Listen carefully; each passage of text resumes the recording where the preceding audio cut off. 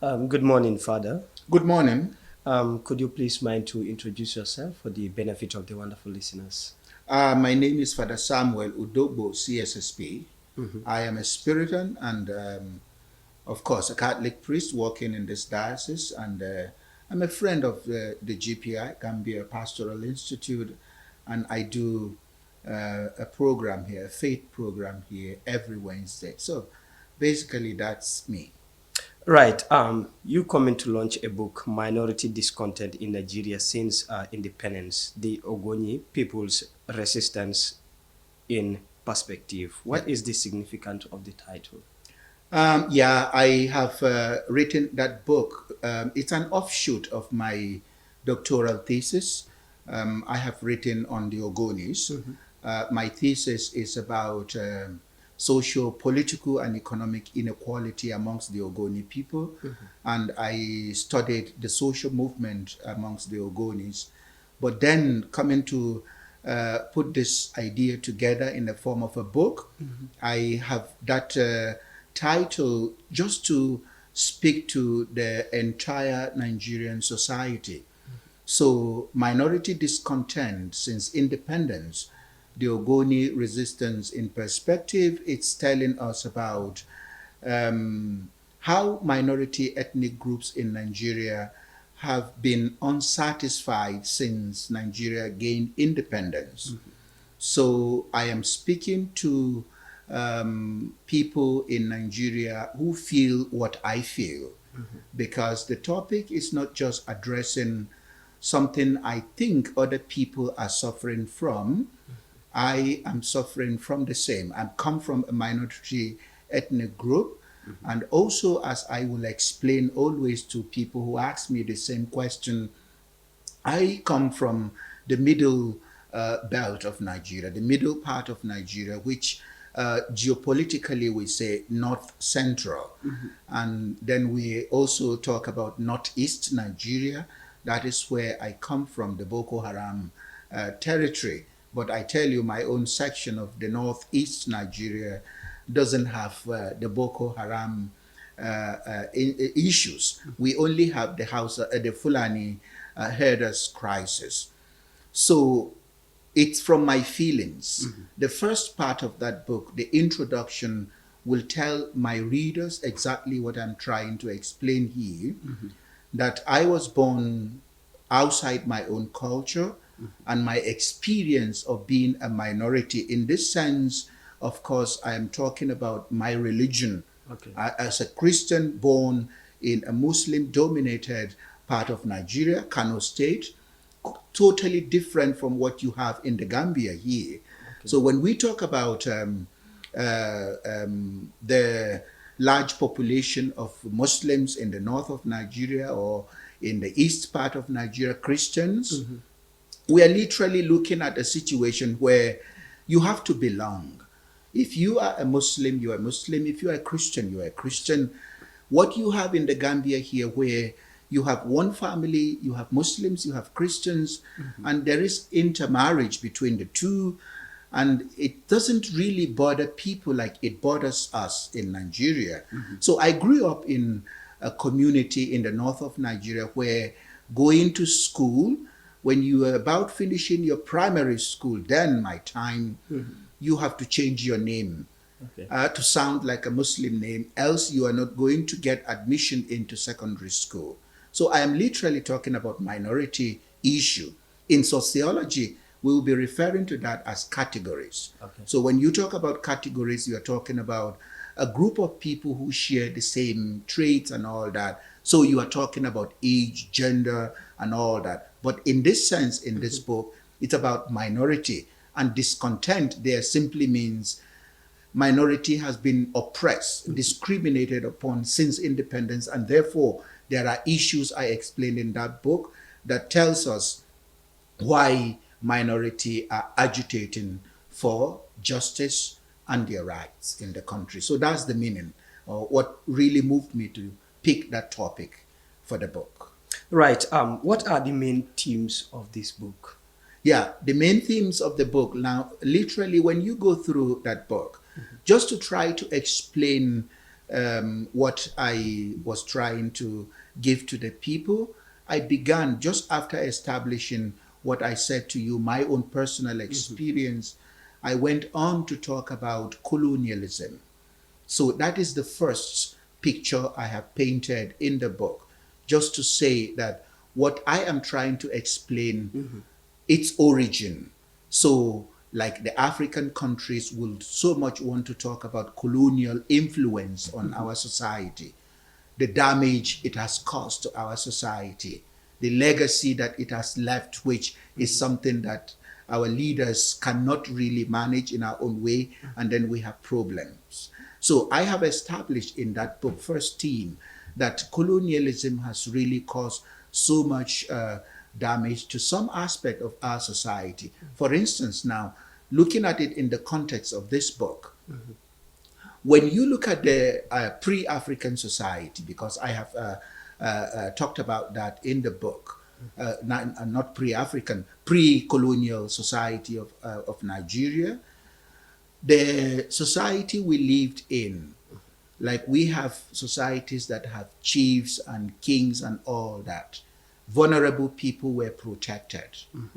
Now, when colonialism or colonial masters arrived, they destroyed that structure where vulnerable people are protected, something like that, especially when you are talking about that, the Ashanti, culture of Ghana.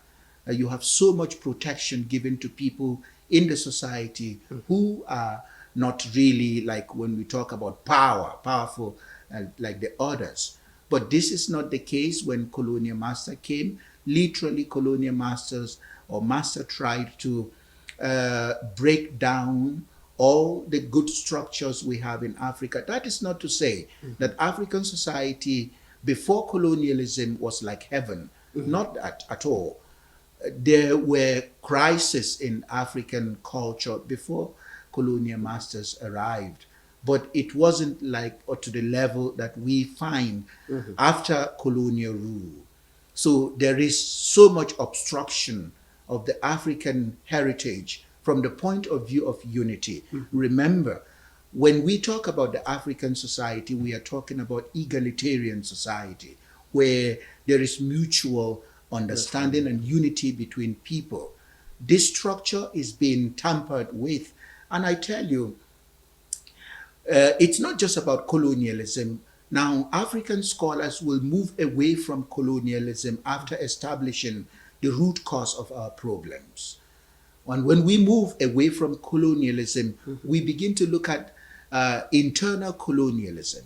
So these structures I have talked about that the colonial masters established in Africa, they have been now perpetuated by our own people. So we have internal, indigenous, people promoting these structures of oppression, these structures of marginalization.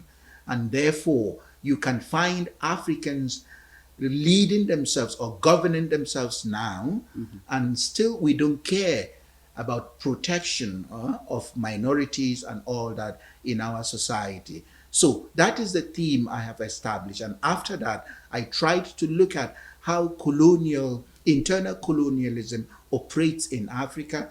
And specifically, I looked at politics, personalization. That is one theme that I have actually elaborated on to explain the nature of our politics in Africa, the politics that destroys actually the egalitarian structure of Africa, where nobody cares about the other. All we care about now is to feed ourselves rather than looking at the welfare of the entire society. And then after that, I moved on to establishing what the causes of discontents are, the social causes, political causes, economic causes of that. And then I moved on to look at the reaction of the people. So I talked about non-violent approach to solving our problems. When you look across Africa, there is one common thing that is happening almost in every country. Of course, Gambia is one of the countries we say up till now it's peaceful, but then crisis of different nature. And what is the causes? Hunger. food, the simple, basic needs of the human person. It's lacking in Africa, and people are so fed up with this in most part of Africa, and they are demonstrating, agitating for their rights. In most cases, it's violently done. I have advocated in my book that you don't need to be violent in trying to seek for justice. If you're looking for justice, you're looking for your rights, seeking for your rights, you have to adopt a non-violent approach to seeking doing that instead. If not, and the theories I have used in there explain clearly how beneficial it is when people seek for their rights non-violently. And then I brought in the conclusion, which is about telling us literally how we can save our society, looking at all that is the problems, but then moving forward in hope to establishing structures that will help us grow. Right. As a priest, how is this book related to your ministry? Yeah, this book is related to my ministry in so many ways, but the most primary way it does is that I think clearly that the book speaks from the angle of the church we call social teachings of the church. Social teachings of the church is about the welfare of the human person. First of all, respect for the dignity of the human person. So if this book is addressing social, political, and economic inequalities, it's telling us exactly how we are to arrive at what we are seeking for, which is for the good of the human being. Then it's speaking directly to what I, as a priest, I have been doing in the years that I have engaged in this ministry as a priest. I am a Spiritan, a Holy Ghost father, and Gambians will definitely understand the nature of our work, the charism of the Holy Ghost fathers. When I talk about Gambia here, I'm literally talking about the way the Irish missionaries, Spiritans, evangelized the Gambia. So when you look at the tool they use in making sure that that Gambians' welfare is attended to, it's education, it's primary health care, pastoral work to the people, where people can't find themselves or will refuse to go, we find ourselves there. So my responsibility is in line with that because I am a Holy Ghost father. Of course, with any priest at all, social teachings of the church is not limited to maybe diocesan priests or one congregation. It's about the principles of Jesus Christ. When Jesus Christ came, I'm bringing in spirituality there, because as a priest, I cannot talk without a mention of my master, Jesus Christ. He came for all. When you look at Luke's gospel, where Jesus, before his public ministry, he explained to us what politicians will call manifesto. Luke chapter 4, verse 18, he talks about the Spirit falling on him, and he has come to liberate the poor, to set prisoners free, to proclaim the year of the Lord. That's exactly what Jesus did in the Gospels. So for every priest in the Catholic Church, our primary responsibility is to do what my book is asking each and every one of us to do, which is to try and establish structures that will enhance the good of every human person. So the dignity of the human person is what we promote. And it simply means that do good to people. I learned that the book is going to be launched soon. Can you talk to us about that? Yes, I'm presently working with a team on that launching and fundraising, not just launching of the book. The previous question is about what this book is, the relevance of this book to my ministry. So this question you are asking, it's just a continuation of that. The launching is accompanied with fundraising. I am seeking for funds to continue with the work, not just to talk in the book, but to bring the talking in the book or the theories in the book outside so I can practice it. So the book is going to be launched on the 9th of August this year, 2024, at the EBUNJAN Theatre, Kanifing South. And it's going to be an interesting evening of conversation. It's a book launch, and the evening is going to allow us, and everybody I'm inviting to that place, and for my listeners here, you are all invited to the launch and fundraising event. We are going to have a reviewer of that book, which is a common thing that happens at a book launch. A reviewer, Adelaide Sose, is going to review that book. A presentation, somehow a summary of what the book is about, the relevance of that book. And then we will also have commentators after the book review. We have Chidi Odekalu, who is going to join from Nigeria. And then we are yet to confirm the second commentator. So they are also going to applaud what the reviewer will do in their own way, from their own understanding of it. And I tell you, the chief launcher of that book, this book launch, is the Minister of Higher Education, Professor Pierre Gomez. He is the chief launcher, and definitely he is also an educator, and he's going to also speak the language. And then we will have the Nigerian Commission present as the distinguished guests for the day, because the book is about Nigeria, but then the content of that book speaks to the entire sub-Saharan Africa issues. So it will be an interesting evening, like I said, where we are going to discuss about what will create peace and harmony in our African society, especially also the Gambia here, where we are launching this book for the good of everyone. So I am inviting all of you listening to me talk about this book here on the 9th of August, once again, at the EBUNJAN Theatre for this book launch. You will not regret joining in the conversation. So just come. How does the outcome of the launching benefit your ministry? Yes, I have paraphrased that already. Fundraising, I mentioned, is going to generate income. So it's not just talking.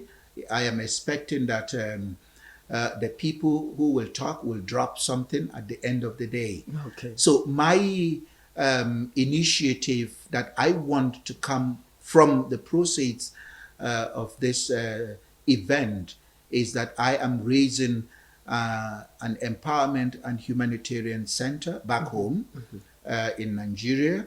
So I am looking forward to getting these resources and laying this foundation, which is humanitarian. When we talk about empowerment, we are talking about the power we need to give to people, because one's power is his initiative, is his power.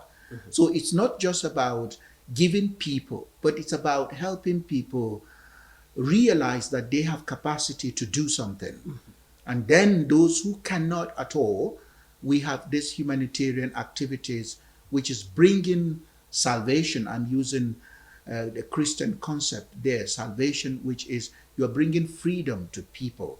So the resources we are going to generate, the funds we are going to generate on this day will be channeled towards this new initiative I am going to establish. Literally, like I always say, my paternal and maternal families are in the internally displaced camps in Nigeria because of the crisis between the Fulani herders and the farmers. So you can see what I was saying before. Crisis is becoming a norm across Africa, and we need to find ways of challenging ourselves to understand each other and to be able to establish structures that benefit all. Then we are reducing anger that pushes us to destruction. Yeah, Father, I'll listen until you have something to add on. Yeah, I literally will just go back to what I have said already. This book is really a book that is open-ended from the point of view of what is happening across Africa. It's not something that I just sat and thought about. It's not a fiction. It's a real life story expressed in my own way. People can do this, the same thing in their own way. But I am trying as a priest, not just to minister from the pulpit, but to try and see how I can fit in the human society and be able to help from another angle. The church has trained me, and I am a sociologist. I am a trained sociologist, and I am proud to give credit here to the church. The Catholic Church, as we always say, Mother Church is wisdom, as I always say during my faith sharing. The church is knowledge, and the church has given us, the priests or the ministers, a lot of experience and all we have to bring to the world and to make sure that the world is okay. So I appreciate my church, the Catholic Church, and I also want to use this opportunity to thank the Banjul diocese. I have worked in this diocese for 3 years now, and I can't just quantify the experience I've had working with the people. It is here in this diocese that I defended my thesis, my doctoral thesis, and it is here in this diocese that I have the opportunity to pen down my ideas that is in that book now. So I am indebted to the Banjul diocese. I specifically now want to pay homage to the bishop of the diocese, who is a Spiritan, for the good work he has been doing in the diocese. And I pray that through all we have been doing and we will continue to do, God will bless the country through our prayers, and God will continue to strengthen the bishop, who is the shepherd of the diocese, so he will continue leading the people in truth and sincerity. That's just what I want to say. And for the good people of the Gambia, I think I owe you my thank you also, and for the beautiful Catholics in this diocese that I have worked with and those I have not also directly worked with.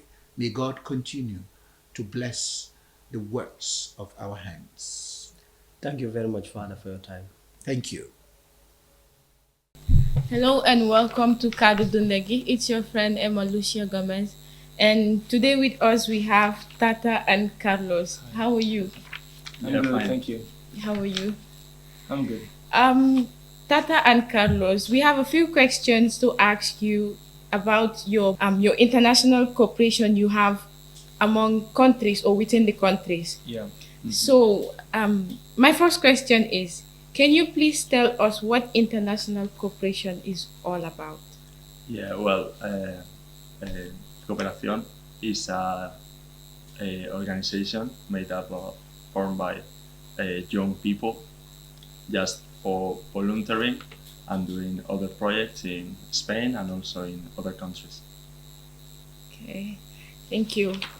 The next question is who, when, and for what purpose was the international cooperation formed? Yeah, so international cooperation was formed by a group of young people, teenagers mostly, in 1982, I think. And the purpose was to start doing projects and different kind of voluntaries. First it started in Spain, and then it moved to other countries such as Gambia or Senegal and other countries in South America. Okay, thank you. The next question is, how many countries in your cooperation working in, and what have you accomplished in those countries? Yeah, so as I was saying, we are working in Spain in different parts, and right now in Gambia also. But in the past, we have worked in Kenya, also in Senegal, Okay. and then some countries in South America. I think in Peru and Mexico. Thank you. And question number 4 says, tell us about your work in the Gambia. Well, we are at a Santa Teresa school. We are building new classrooms, Okay. putting tiles, new floor. Yeah, we're putting new floor, we're Yeah. painting the walls, we're putting new lights, and we are also building a new computer lab. So right. the kids in Santa Teresa have a school computer lab, and there's another group of people working in Cololi, building also more classes for the school there. No, I think that's beautiful. you can notice because we came from work. Sure. So the next question says, what, who fund your project in the countries you are working in? Yeah. So right now, all the foundation is private, by private organizations or by private. I don't know. Just like maybe uh, persons who want to help can do private funds, but we are working on like starting a new organization here in the Gambia, um, and we hope that in the future the government of Spain can give public foundation to the future projects that we want to start here. Okay. The next question says, how did you see your partnership with your beneficiaries? Well, there in the school in Santa Teresa, a lot of kids are helping us, and we see them as friends because Yeah. when we're working together. We make a lot of relationship with them. We Yeah, kids and teachers Yeah. are all the time paying attention to us, asking if we need anything, helping us with like bringing buckets of sand, of water, of cement, bricks, whatever we need. And also, even though we have a lot of help, we hope that in like future years, more people will help us because the work we're doing is not a professional work. We Yeah. are teenagers. We don't know how to build stuff, but we're trying to learn. So, like for future projects, if more people in the Gambia will offer their help, not only to help us working, but also to teach us, it will be great. yeah, we will appreciate it. That's beautiful. Have seen that most of your people are young men. So how do you mobilize them? Well, what we have in common is that we study at the university in Valencia and we live together in a residence. Yeah. And Yeah, then- like cooperación, international cooperation is formed mostly with young people, and some of those live with us in our residence in the university in Valencia. So they are always trying to push us to be more kind and go to volunteer in not only in Spain throughout all the year, but also in other countries. My last question is, what did you enjoy most about the Gambia since your arrival? Well, I think the people here. Yeah, Yeah. people here is Very really kind, open up, yeah, really very very handsome. kind, Yeah. and all the kids are like always smiling at us, trying to play with us. Also, like whenever we're in the street, people always say like, "Hi, how are you?" Yeah. They try to teach us your language, and yeah, we're learning a lot about like how open and kind is the people here. Oh, that's beautiful. Okay, Tata and Carlos, if you have anything to say to our beautiful viewers, you can please do. Well, we all are in a residence in the university that is of the Opus Dei, and we the groups of young men that we come here, we also come with a priest to not only to give us the opportunity to have mass in Spanish here in the Gambia, but also to talk with him if we need it for spiritual orientation. So for us, it's not only like a work volunteer, it's also like an spiritual opportunity to like to grow, Yeah. I not can only imagine, not only Yeah. as a person but also spiritually. Yeah, I could not imagine like this sacrifice without God. So Yeah. I think when we are working, we give it like a bigger, like we try to offer our work to God, so it gets like a, It motivates you. yeah, it has a bigger meaning, you know. Okay. Thank you so much. Thank you, Tata. Thank you, you. Carlos, for your time on cooperation. Till I come your way again. Bye bye. Bye. Bye.